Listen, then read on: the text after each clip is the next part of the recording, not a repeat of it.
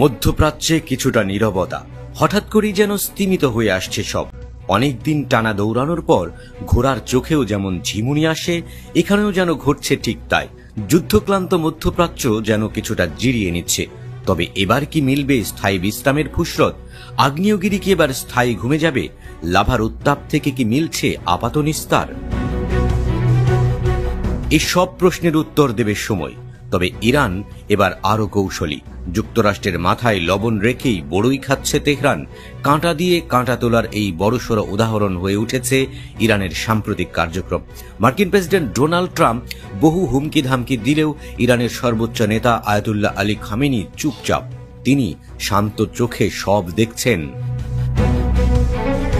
তবে খামেনির এই শান্ত স্বভাব ইসরায়েলের গায়ে আগুন জ্বালাচ্ছে।